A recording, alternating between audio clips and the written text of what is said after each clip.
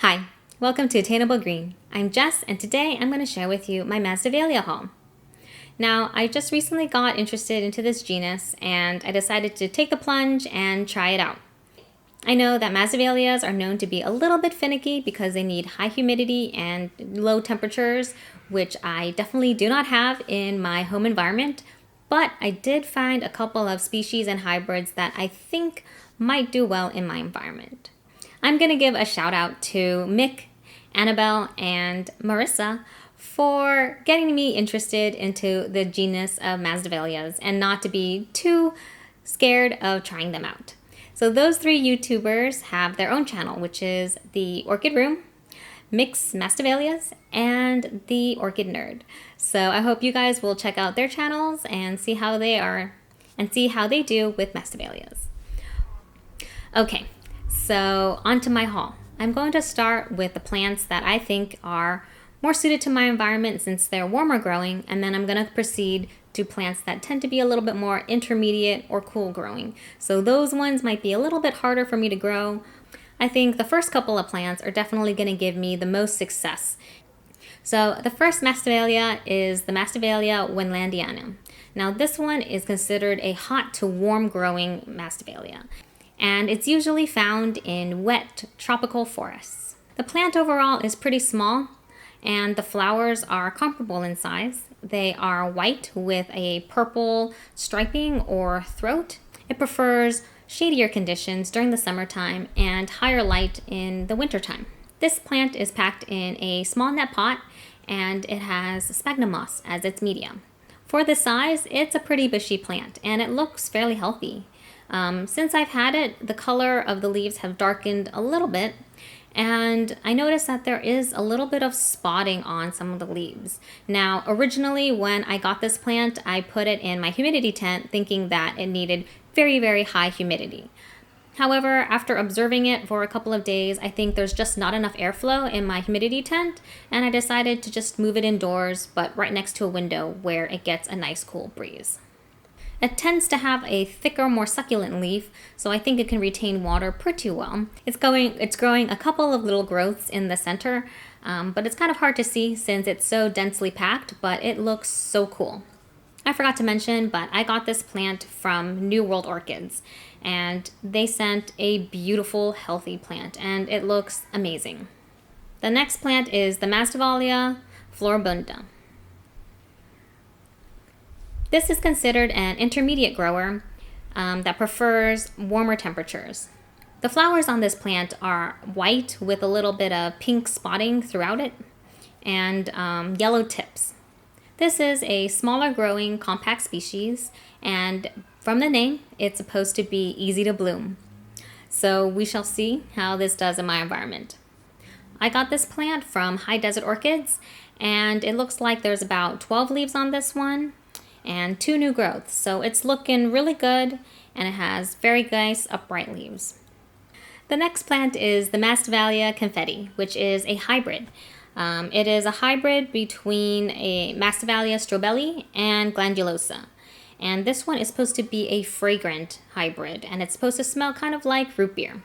The flowers on this is similar to a glandulosa with a pink spotted center and yellow tips.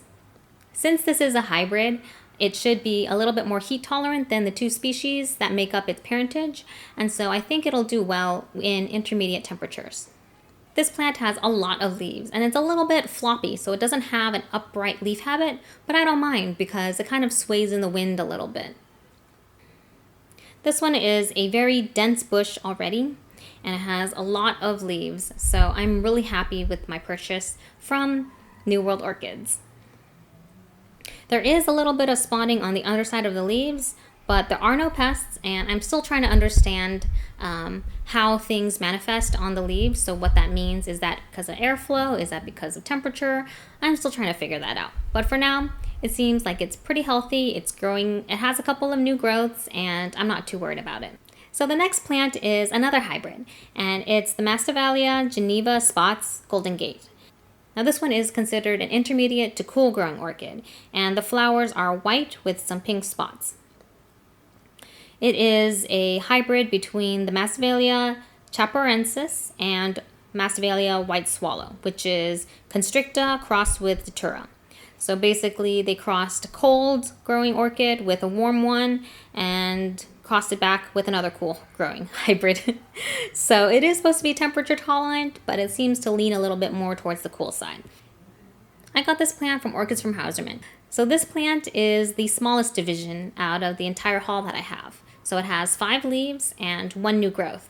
And it looks like the new growth has yellowed. And I think that's probably due to being transported and having a change in temperature. So I think that leaf is not going to survive.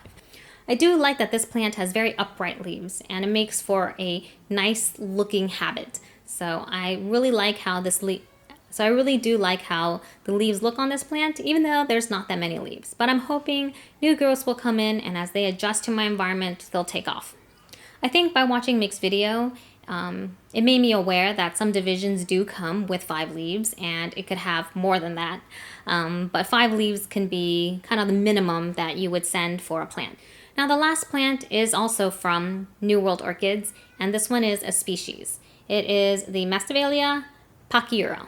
So this one I think is more of a cooler grower, but different sources say that it can range from warm all the way down to cool growing. So I'm not quite sure how this one will do in my environment. In its natural habitat, it says that it grows at a cooler growing forest at elevations between 1,000 meters or so. And this is a multifloral type of Masdevallia. It's white with burgundy spots and yellow tips, and it has this really cool habit where one spike will send out multiple flowers at once. So this plant is also really healthy. It has 12 leaves, it has 2 new growths, and so far all the leaves are looking really good and really healthy. All of these plants are potted in moss except for the exception of the Geneva spots, which is potted in bark. I think I'm gonna have to repot this one pretty soon as the temperature warms up so that it just stays hydrated more. Okay, so that is my haul of Masdevallias. I know most people should start with 1 or 2 and see how they do, but for some reason I just had to buy 5. I think I have a good variety between a very warm grower for sure and a semi-cool intermediate cool grower also, range. So I'm testing out how to grow Masdevallias, and what I do is probably not the right thing to do, but I am going to test it out and then adjust as I need. So currently all the plants are potted in moss with the exception of the one potted in bark, but I'll probably repot that into moss sometime soon. But I am watering it with my tap water and no fertilizer and seeing how it does. If I do have an issue with the water quality, I'll probably change it and decrease the amount of tap water and add some distilled water to just lower the TDS level. But I think that the moss is acidic enough that it balances out my water so that I wouldn't have too many problems getting the right pH for these plants. As long as the plants stay moist and hydrated, I think I won't have a problem with fertilizer burn or buildup of salts on the medium. I don't know if my environment is ideal for growing Masdevallias, but I want to try.